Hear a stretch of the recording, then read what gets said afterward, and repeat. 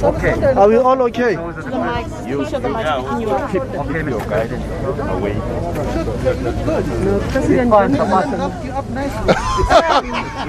They roughed you up. But you more than me. I'll give you some.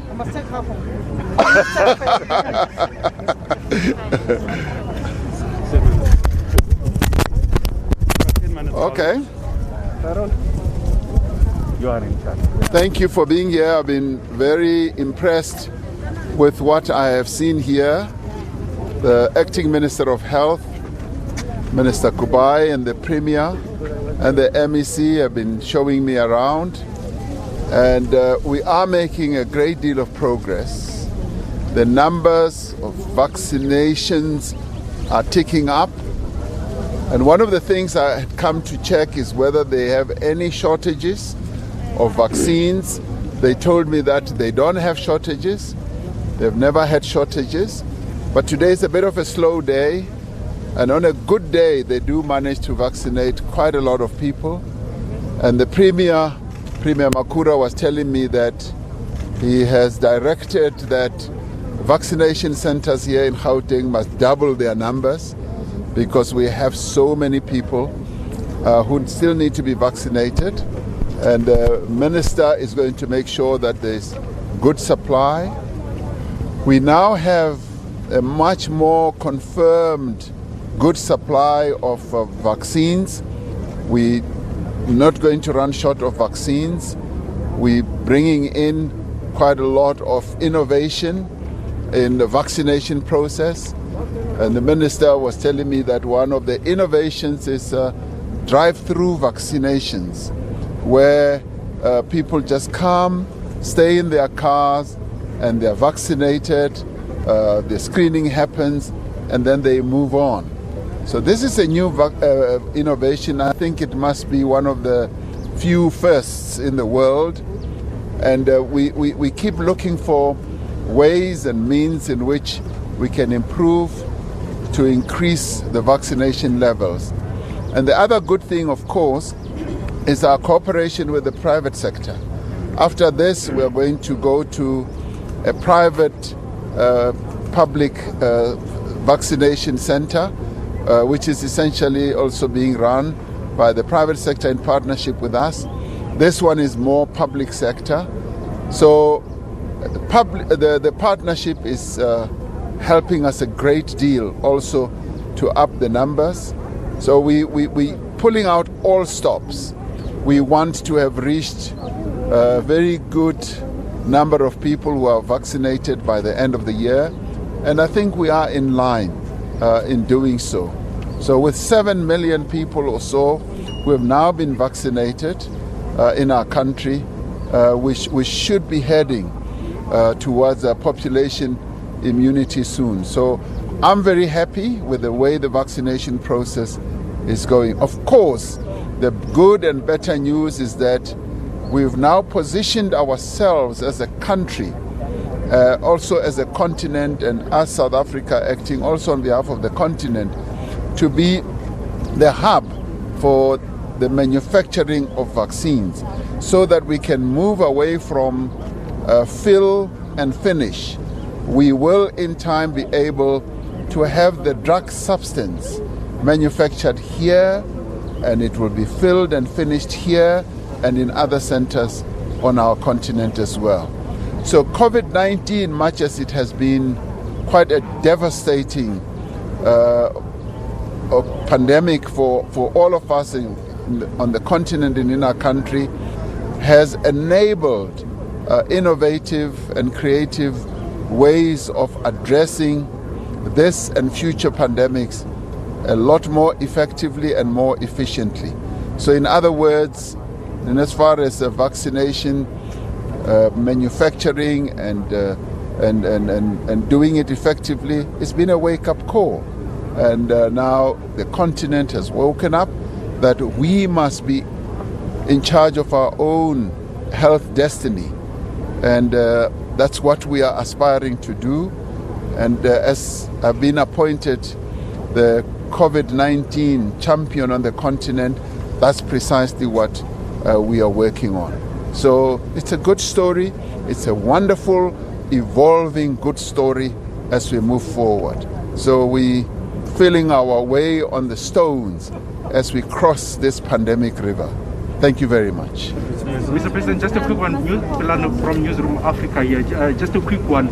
The question now is, tourism has had a significant impact, and as much as health needing many, I would say, all hands on board. Are you looking into reconfiguring your cabinet to ensure you have permanent portfolio managers? Well, the issue of reconfiguring a cabinet is an ongoing consideration by any president. You look at how you deploy the people who you are working with and how you place those people to execute various tasks. So it is an ongoing process of evaluation and all that. So it's not something that we would say it's a process that is outlandish. We continue to look at it. Thank you, Tsidi Madia from Eyewitness News. So, Mr. President, you're saying to us that a cabinet reshuffle, the firing of some ministers, including the security cluster that did it through a national crisis, is not a priority at the moment. The country says reshuffle your cabinet, never mind just move them around. It says fire particular ministers. Are you saying that's not the priority? It's not time to get rid of them?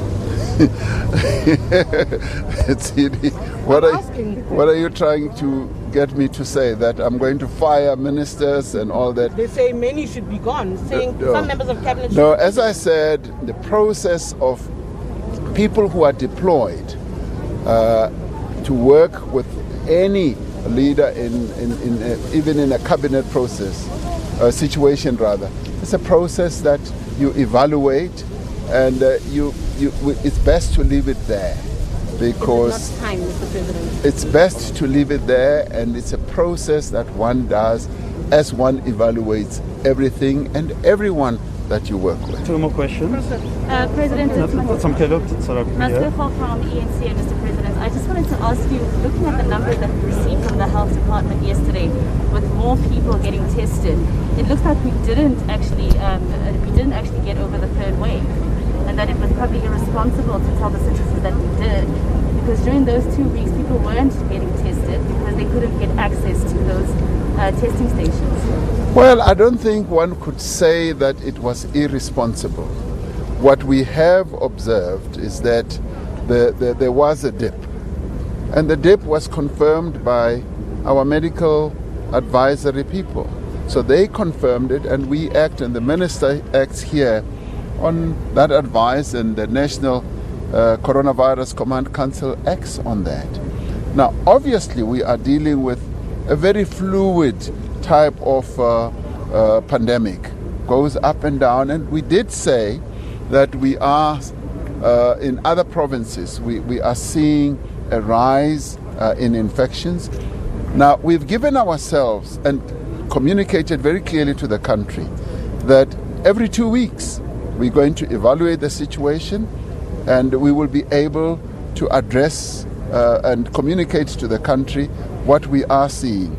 And if indeed we are seeing a rise again, we have to adjust, because we are dealing with an evolving type of pandemic.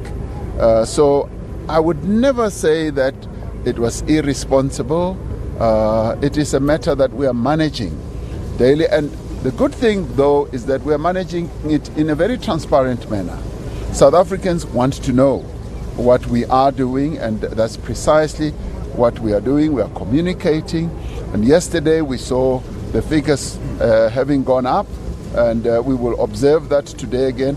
And if indeed we see that they are going up and up, then the National Coronavirus Command Council will evaluate the report, and the minister will also take the advice and advise the council, and then we take decisions. Thank you, Mr. President. Two more. It's Daezo from Power FM. President, it looks like more people are now coming out to vaccinate. Yes. But we've got a shortage, well, not a shortage. Are you not worried, though, that the number of vaccines versus the demand may get to a point where you've got more people wanting to vaccinate, especially going into the younger age group, and not having sufficient supply of vaccines? No, as I said, even when I addressed the nation on Sunday, we now have a situation where vaccine shortage is no longer going to be our problem, because we've got the vaccines that we have ordered coming through, and obviously the 31 million does not come all in one day.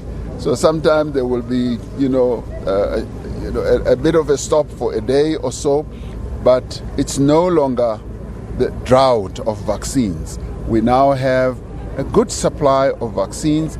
Today or day after, we are going to receive 5.7 million that have been donated by the government of the United States. And Aspen at Gqeberha is going to now start delivering, producing vaccines for us and the rest of the continent. So I'm not worried. Earlier I was worried, and that's why we entered into various negotiations with pharmaceutical companies as well, various governments in the more developed economy part of the world. So I'm not worried. Shortage, there may be shortage in one center for a few hours a day, but we will be able to fill that gap. Our last question over here, Mr. President.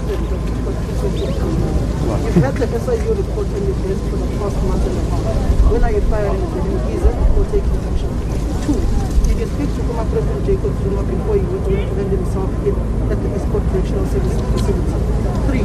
What's South Africa's response to Israel being given observer status at the African Union? Thank you. No, I did not speak to former President Jacob Zuma before he handed himself over. We regarded that as a process that must be handled in the normal course. So there was really no need for that. And in any event, I am able to speak to former President Jacob Zuma anytime and in any way, but the occasion never presented itself then, and it didn't happen. I've received the SIU report. There's still some finalization of certain aspects which we're going to get. So I'm looking at it and I'm studying it. So allow me the time and the space to look at that.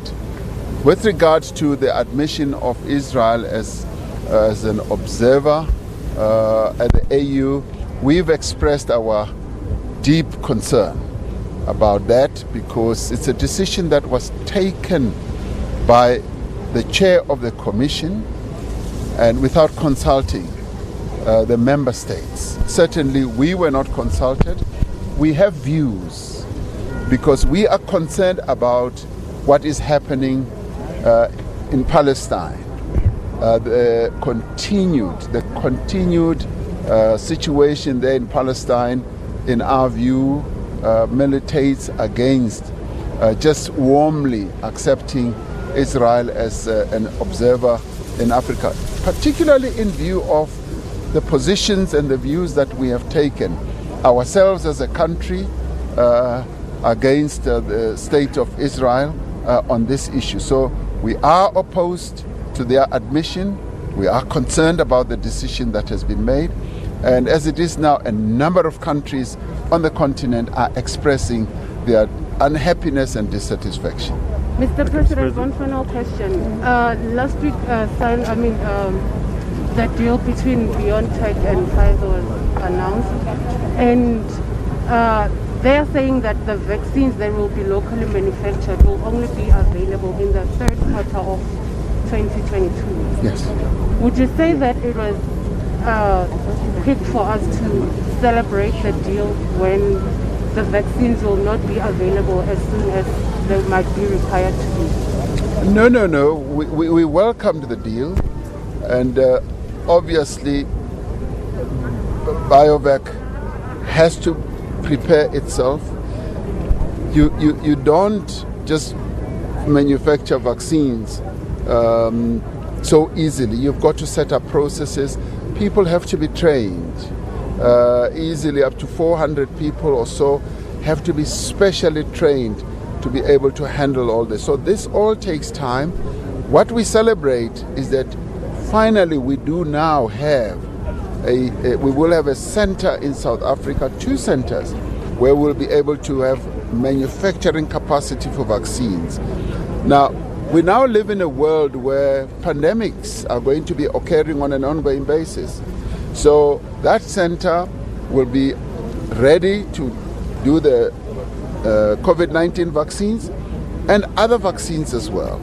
So that is the beauty about that deal, and it's a wonderful deal which we should welcome because it places South Africa in a very, very good position in as far as being the center of vaccination, vaccines manufacturing. Thank you, Thank you very much. Thank you. Thank you. Thank you very much. Mr. President, we are waiting. Cyril Ramaphosa. We are waiting.